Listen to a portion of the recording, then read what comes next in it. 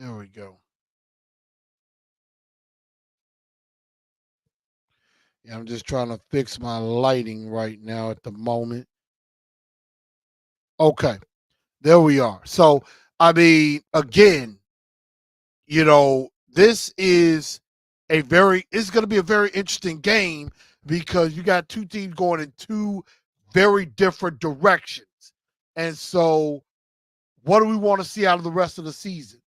Because I've been hearing it from a lot of other fans talking about why have I given up on the season, and you don't give up. I mean, what is there to play for right now? But that's what we're going to talk about and everything. But let's see, we got Az Big, we got Big Dog. What's up, everybody? Parker D, his expectation lose every game. Big Dog lose every game.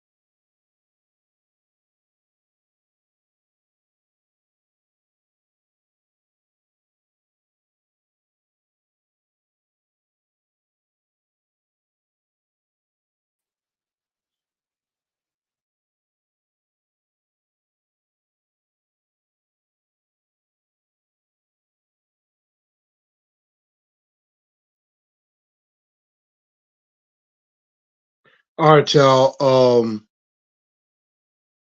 Had to make a change here for a second. Can y'all hear me good? Let me know y'all can hear me.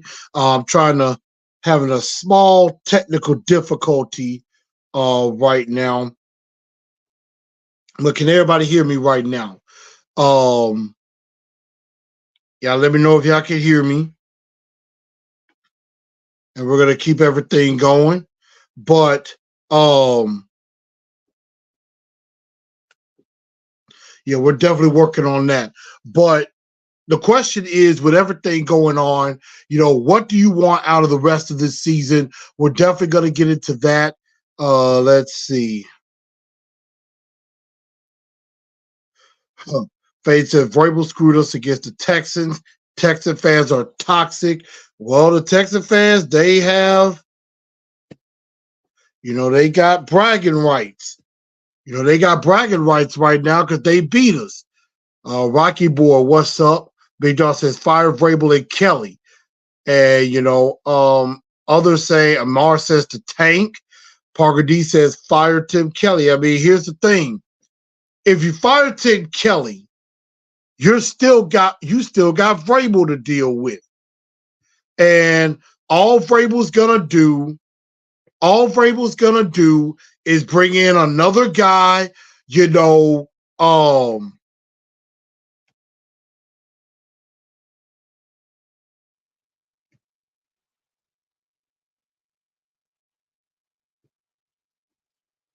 he's just gonna bring in another guy like a Charles London or somebody else, that's under him. And basically, it's going to be the status quo. That's basically what that's going to be.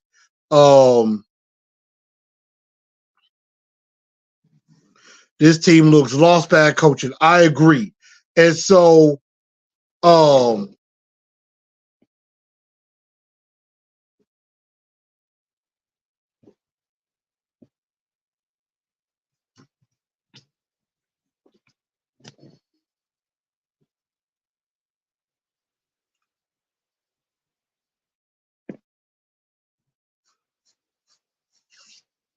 I might have my computer back up now, but I mean, obviously this season has kind of went down the drain and everything like that, but we're definitely going to talk about that as far as what do we want. I mean, yes, I will want Mike Vrabel fired. And of course, there's a lot of people out there that want to keep Mike Vrabel, that thinks Mike Vrabel is not the problem. And of course, everybody want to keep blaming the roster. It's the roster. It's the roster, and all this and that. And I'm thinking, who helped create that roster? And so that's going to be the main question. And so I think now my microphone might be back.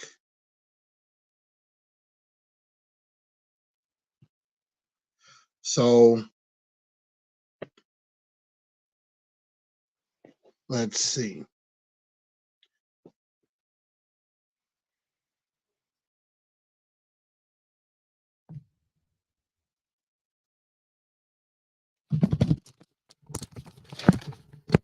All right, there I go. All right, had to come back now. Back in there. But this team is bad. This team, there's a lot of things that need to be done on this team, and we're definitely going to talk about it because I think the best thing I think the thing that needs to be done at the end of this year is get rid of Mike Vrabel because a lot of people still want to keep Vrabel but want to fire Tim Kelly. Here's the problem with that. Yeah, you could get a Charles London and or a Pat O'Hara. The only problem is what's really going to change? Nothing. As long as Mike Vrabel is the head coach, nothing is going to change. Even if you get more talent, Mike Vrabel is still going to be the stubborn mule he's always been. And it will get no better. It will still get worse. So, that's the thoughts that I have when it comes to that. And I think we need to make a change. Because, again, as long as Vrabel is head coach, this team will not get anywhere. I think we reached our ceiling with him. And I know everybody's, and I've had, there was somebody I called into Caroline Willie D base yesterday, and Willie asked me a very good question. He said, okay, are you worried about Will Levis? Absolutely. But at the same time, I said that, yes, I get continuity and all of that. But if you get a new head coach, if let's say you stick with Vrabel, you're going to have this exact same problem next year. You're going to have this exact same problem. We're going to be in this exact same situation, and you will have wasted the second year of Will Levis. You're going to fire Vrabel anyway. Then you got to get a new coach in a new system, and you're going to be in Levis's third year. And remember, we don't have that fifth-year option with Will Levis. So that means you will only get 1 year with Will Levis, that year with a new coach. Then you're going to have to decide, going into that fourth year, you're going to have a decision to make. You're going to have to decide, are you going to pay Will Levis a bunch of money, or you're just going to let him play out the 4 years? Then you're probably going to have to draft another quarterback. You're going to have to draft a new quarterback. And so that means you wasted Will Levis. Whereas if you get a new coach now, you get a new head coach now, you get a new head coach, you get an offensive coordinator that will work with that offensive-minded head coach. That offensive-minded head coach will call the plays. You have 2 years with Will Levis. You would have next year in 2024 and 2025, which will be year 2 and year 3, before you need to make that big decision going into year 4. Because it's probably best to go ahead and get a player locked up before that last year of the contract of the rookie deal. So you would get 2 years before you decide that. And then you get an offensive-minded coach that can play to Will Levis's strength, and then build the rest of the offense around him. Vrabel has the offense built around Derrick Henry, which Derrick Henry, unfortunately, could be in his last days as a Tennessee Titan.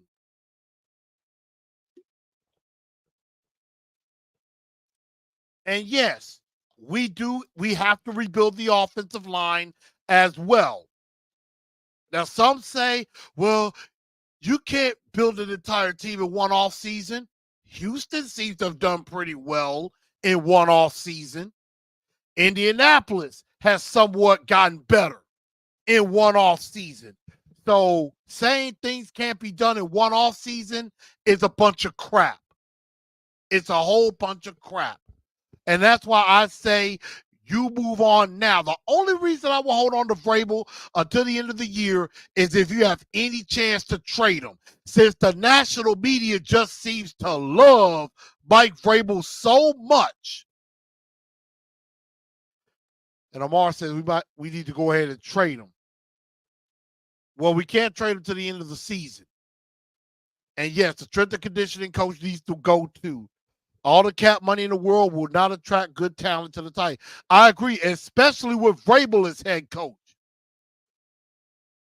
Because, and I did hear about that, Caleb Farley actually practiced. I'm like, why? So, AZ said, I want the remaining players not to get injured the last few weeks. And that is important. That is important. So We're going to talk more about what I think we should want out of this season coming up a little bit later. But right now, I want to know from the Texan game, even though we lost 19-16, who was your two-tone blue star of the week, if there was anyone? I mean, Will Levis had the rushing touchdown. Um, you had there's really not a lot to choose from, to be honest. I mean, we could go with, you could go with the uniform. The uniforms did look nice. Just hate that we lost.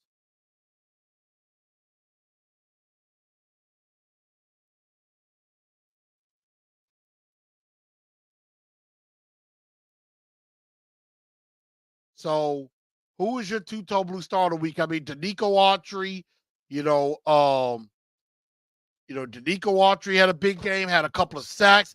He's up to his career high of 11. Um, I'm even gonna go with Ty Zentner, the punter. I thought he did well. Elijah Bolden, um, with the pick six, I thought was good. So, nice to see Burks make a couple of catches. So, who was your two-tone blue star of the week?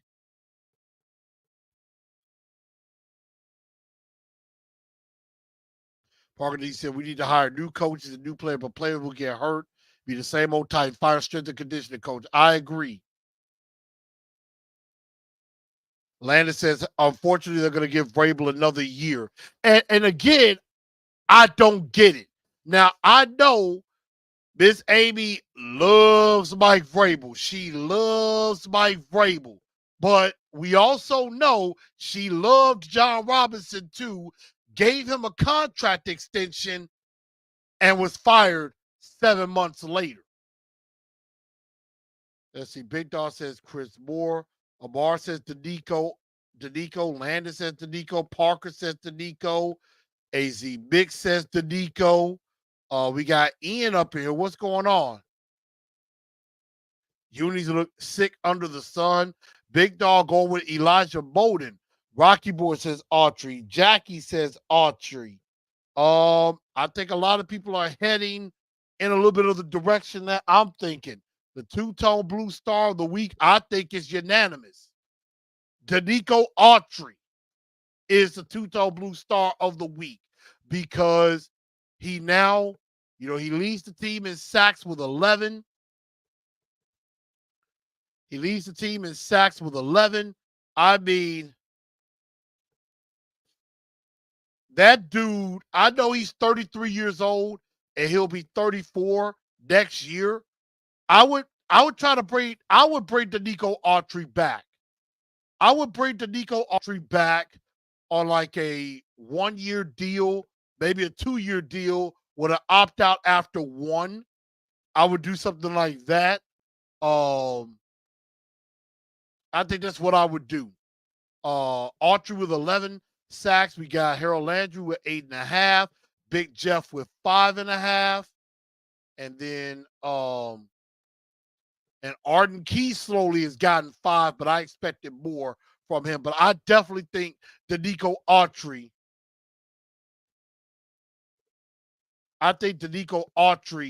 Definitely deserves to come back. Big Dog says, I would definitely bring Big Jeff back. Big Jeff is already under contract. He's not going anywhere. Mars says, I think it's over for Vrabel, especially if he loses twice to Houston. That's a cardinal sin in the eyes of the Adams family. That is very true. That is an excellent point. Ms. Amy's already pretty much been embarrassed once. You lost to the Texans' third string team where half of their roster was out. You lost to the Texans' third string team in the Oiler uniforms with a lot of Titan Oiler alumni in the house. You lose again to Houston, and CJ Stroud probably is going to be back for that game. And CJ Stroud is probably going to play in that game. It ain't looking too hot. So we're definitely going to find out. But in speaking of star of the week, who was the dunce of the day? And I think I have an obvious answer. But actually, I got two. I got co-dunces of the day. And I think it's pretty easy. It is Tim Kelly and Mike Vrabel. Complete and utter disaster by this entire team, particularly on offense. This bad offensive line showed its ugly head again. Peter Skoronski probably had his worst game as a Titan, although I'm not ready to give up on him yet. Jalen Duncan, yeah, he ain't that guy.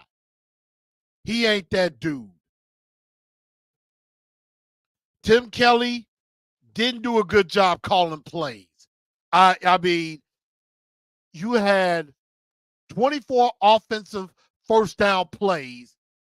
You called 12 runs and gave the ball to, and had 15 Derrick Henry touches and didn't really pass the ball. The other 9, you got maybe 2 yards out of that. The other times, I mean, you had negative 2 yards with Derrick Henry running the ball and 34 yards on 9 pass plays on first down.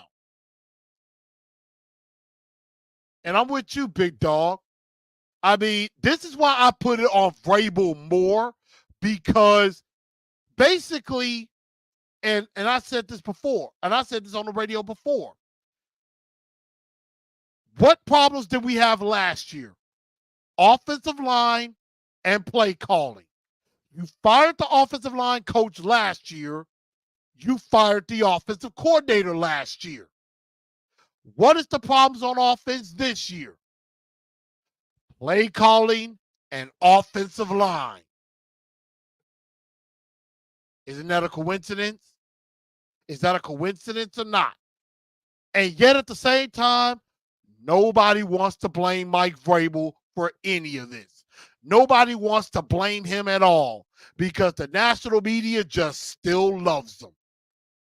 And nobody wants to hold Mike Vrabel accountable because he's the one that put Tim Kelly at offensive coordinator. He's the one that decided to promote Jason Houderling instead of going to get a real offensive line coach. So, and again, Mike Vrabel, including the 7-game losing streak last year, 12-19 in the last 2 years. And I mentioned this. I mentioned this today on Caroline William D. Mason. Brandon Staley had a talented roster. Went 24-24 in 2.5 years.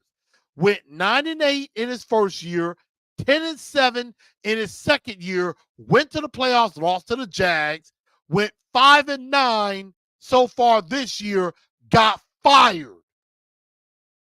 Mike Vrabel hasn't won a playoff game in 4 years. In 6 years as head coach, in 6 years has won 2 playoff games. In 6 years. Haven't won a playoff game since 2019. And now you're going to have back-to-back losing seasons. Probably back-to-back double-digit loss seasons. But Amy Adams Struggle is like, that's fine. I love Mike Vrabel so much. I don't care that we've got 2 straight losing seasons. I love him so much, I'm never going to get rid of him. And Mike Vrabel just seems to be just loved by the national media. Any other coach in any other situation, D. May said it on his show. If this happened in Kansas City, you're fired. This happened in Philly, and Philly right now is mad at Nick Sirianni for losing 3 in a row. And they're 10-4. And Philly fans are mad at their coach. But yet, if this is in Philly, Kansas City, maybe LA, if this was in Pittsburgh, any of these other teams, the coach would have been fired by now. But not here in Tennessee because, no offense, Amy Adams Strunk is thinking with her heart and not with her mind and her money. But yet, they want everybody. They want people to renew tickets and buy into the new stadium, yet we might have a sucky product. If Mike Vrabel is back as head coach, are you confident this team is going to do some winning next year? Probably not. Probably not. And so that's why I'm like, you got to move on. Ian says, I'm kind of starting to miss malarkey. Yeah, I'm taking malarkey for granted. Mike Malarkey had 2 9-7 seasons, won a playoff game, and got fired. Not really. I mean, a lot of people will say it was because of Terry Robisky, which he should have fired him. But the main reason is because we know John Robinson wanted to hire his guy. That's why. He wanted to hire his guy. We went 7-10 last year, and we're probably heading towards 5-12 this year. I mean, most likely, if Mike Vrabel is back, Shane Bowen is probably back too.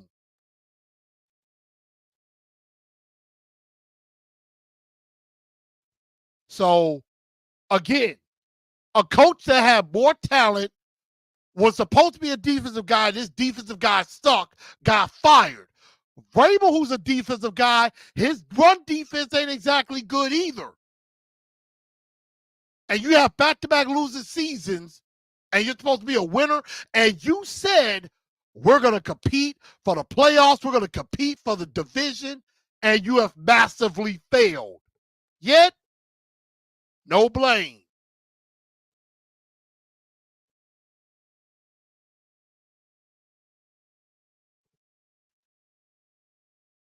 Now, Dylan said the difference is Philly's ceiling is much higher than Tennessee's. Backup quarterback, makeshift offensive line, not on Vrabel. How is it not on Vrabel? Who put this offensive line together? John Robinson didn't do that. John Robinson didn't bang his hand on the table for Andre Dillard. Even though I like Peter Skoronski, John Robinson didn't draft Andre Dillard. John Robinson did not bring back Aaron Brewer at $4.3 million, which is stupid. They didn't bring in a backup. He didn't bring in a backup in Darren Brunskill. And he did not go out and go get Chris Hubbard when MPF got suspended. So, how is that not on Vrabel? All of those were his choices.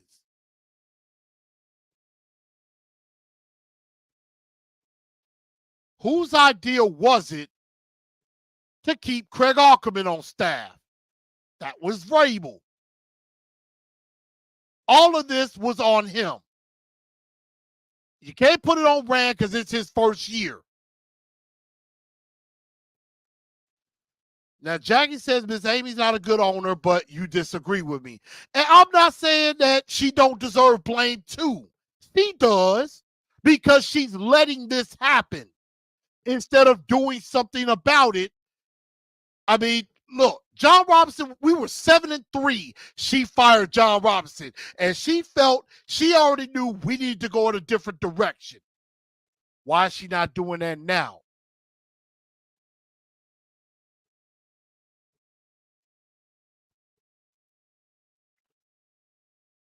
I mean, hey, I told you, if this was happening in Philly, everybody would be screaming for Vrabel's head right now. And the national media be like, Vrabel got to go. And Philly, That is a fan base that they will turn on you in the drop of a dime. You got one shot to do good. And if you do bad at any point, they will turn on you quickly.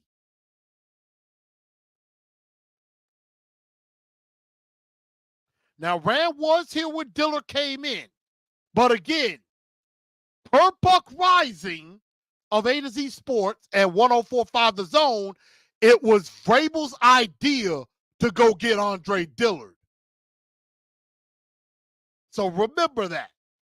But let's quickly go into stock up, stock down, and then we're going to go ahead and quickly go through the Seattle Seahawks. Here are my stocks up. Roger McCreary. Roger McCreary is a dog. Is a dog fighter. Even though he could have came down with an interception in the game against Houston, I like Roger McCreary either playing outside or in the slot because that dude is a dog. Danico Autry, again, career year. You should bring him back. Chris Moore always seems to make the big-time catch when needed. Ty Zentner, the punter, has filled in nicely for Ryan Stonehouse. And Mason Kinsey came in, did what he was supposed to do. He didn't mess up. So those are my stocks up. Stock down.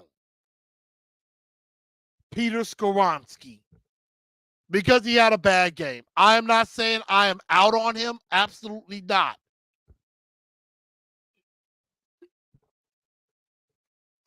But the entire offensive line stock is down completely. Duncan's stock is dead to me right now. But Skoronski's went down just a bit. Aziz Al-Shire,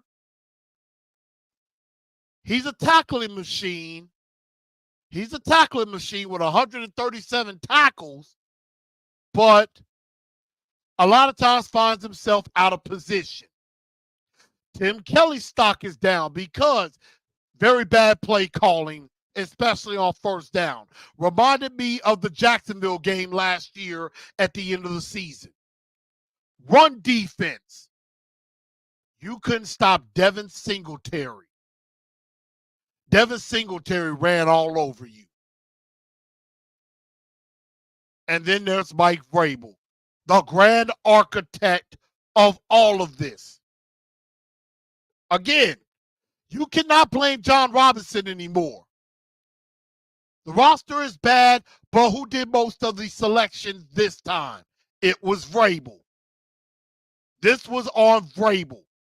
And it is time to move in a different direction. I'm telling y'all, if Mike Vrabel is back here next year, this exact same thing is going to happen next year. And it may get worse. Because Mike Vrabel is not going to do any better. Sure, he's going to try to fight and compete. Sure, he's going to try to win. But it ain't going to look good. He's going to try to win, but you're not going to win.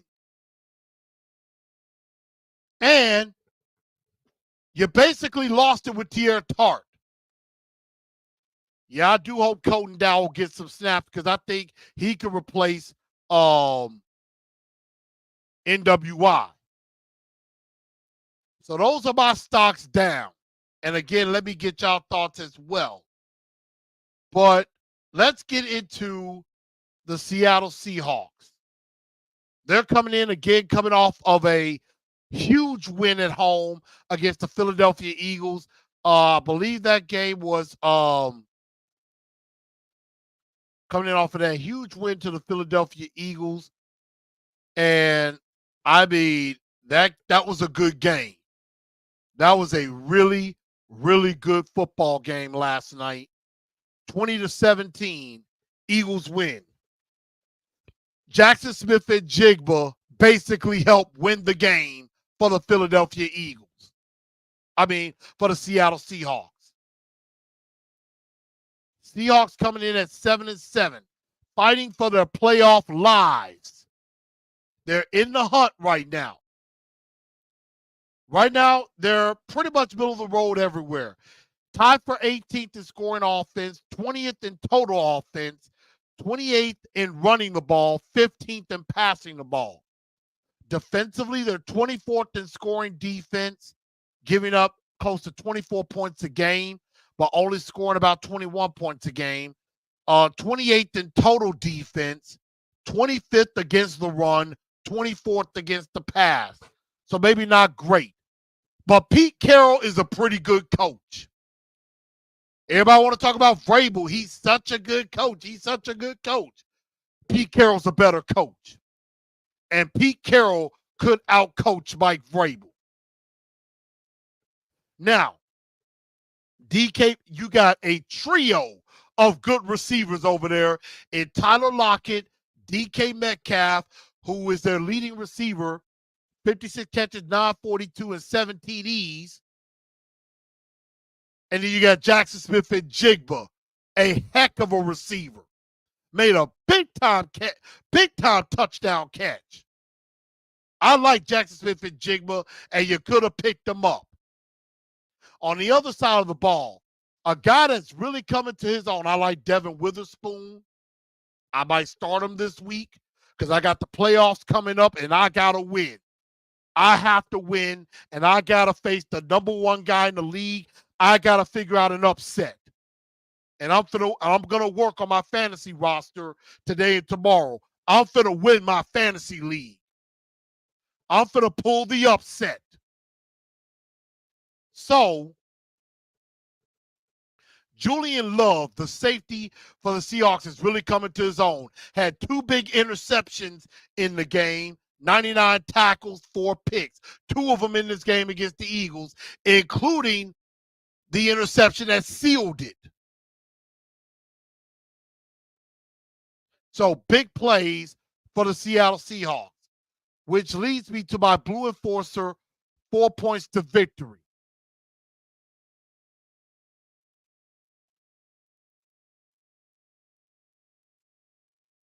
Now, Big Dog says, I hope this is a bounce back win for us.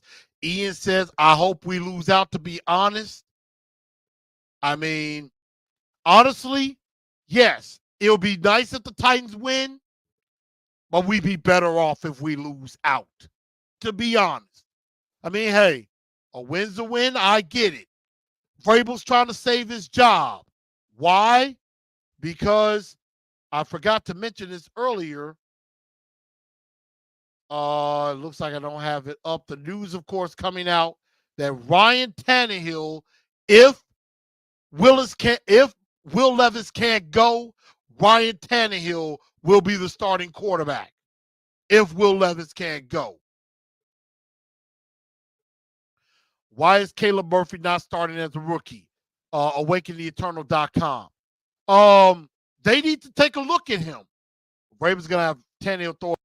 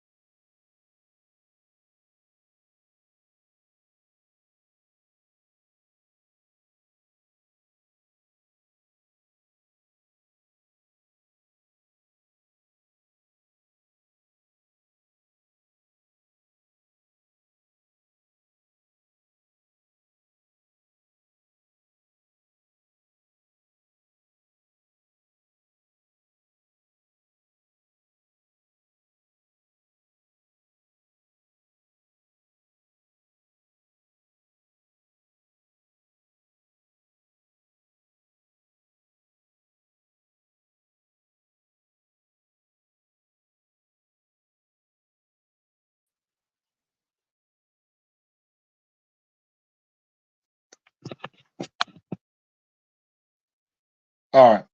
Point number one. You got to enjoy Derrick Henry while you're here, while he's here. Enjoy Derrick Henry. Cherish Derrick Henry. Because this could very well be it. It could very well be it.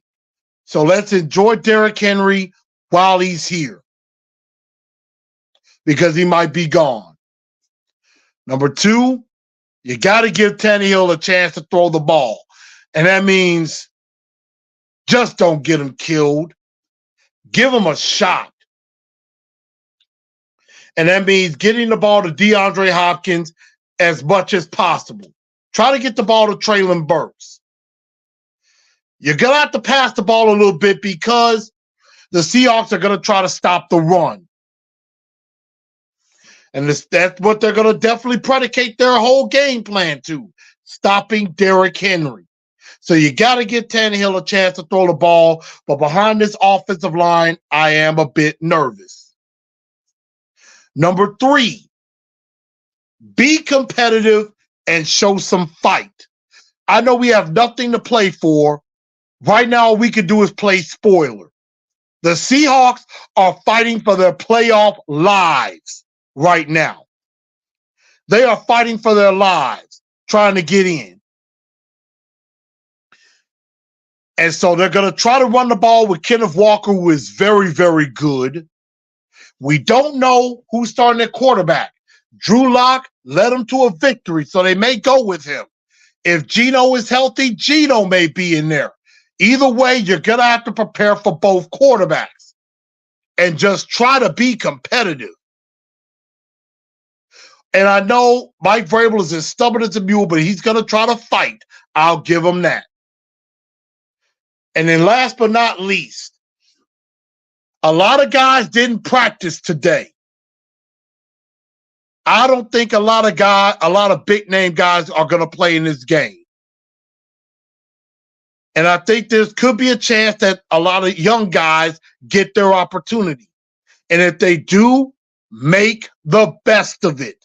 Make the best of your opportunity that you get. So again, my Blue Force of 4 points to victory. Enjoy Derrick Henry while he's here. He's a treasure. Give Tannehill a chance to throw. Just do something offensively. Get the ball to Hopkins. Get the ball to Burks. Get the ball to Chig. Give him a shot. Be competitive and show some fight. Act like you want to win. Show some fight. I mean, again, you're probably not going to win, but at least keep the game competitive. And number 4, young guys, make the best of your opportunity. That's what I would say.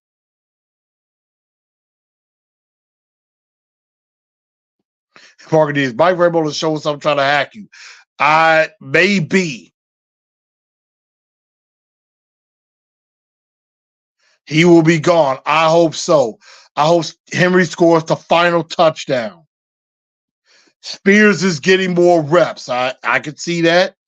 This is most definitely Henry's last year with us. He said he wants to, and he wants to finish off his career in the playoff. I agree.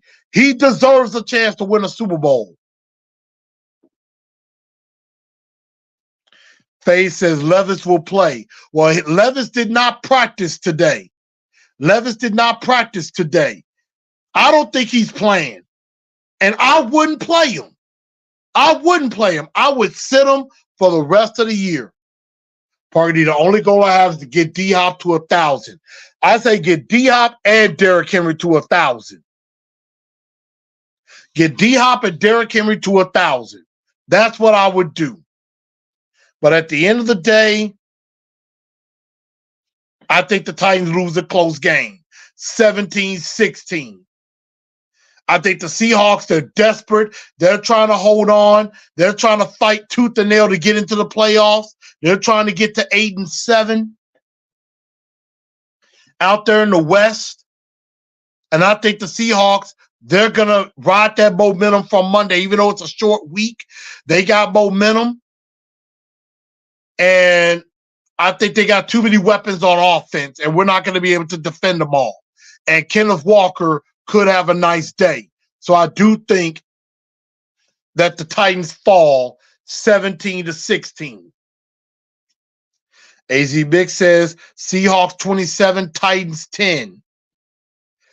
At least Derrick Henry will be in the Hall of Fame because of the Titans. Softens the blow a little bit. I think he'll go in the Hall of Fame too at some point. But I do want to do a shut your pie hole moment. First of all, I want to say shut your pie hole to my damn computer. Because my computer is giving me nothing but trouble. Nothing but trouble. And I can't stand it. It makes me sick. I tell you. Gotta get something. I'm gonna have to do something about that. Question is, I don't know what. But also, I'm gonna give a shut your pie hole to one Mr. J.J. Watt. Talking about the uniforms and all this, and the Houston fans, you know, talking about all the uniform and give the uniform back to Houston. First of all y'all Houston fans, Texan fans, and J.J. Watt, shut your damn pie hole. The Oiler history has nothing to do with the Houston Texans. None. Y'all are an expansion franchise. Do you see Earl Campbell showing love at Texan games, wearing Texan gear? No. Do you see Eddie George in Houston Texan gear? No. Do you see Jeff Fisher getting honored in Houston Texan gear? No. Not Bum Phillips. Not Mike Munchak, Bruce Matthews, none of that. Oiler history is Titan history. Get over it. Y'all had a win over us. Enjoy that. Enjoy that. That belongs to us. So J.J. Watt, shut your pie hole. Texan fans, shut your pie hole. And deal with it. Vidal says, uniforms belong to us. Exactly. I think this game will be a week 1 type of game. We'll see. McNair either. I hadn't heard that.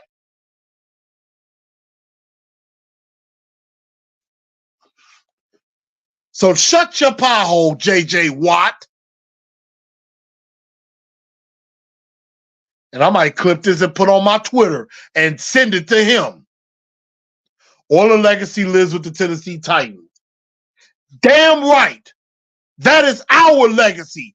Just be happy you got the win. And be done with it.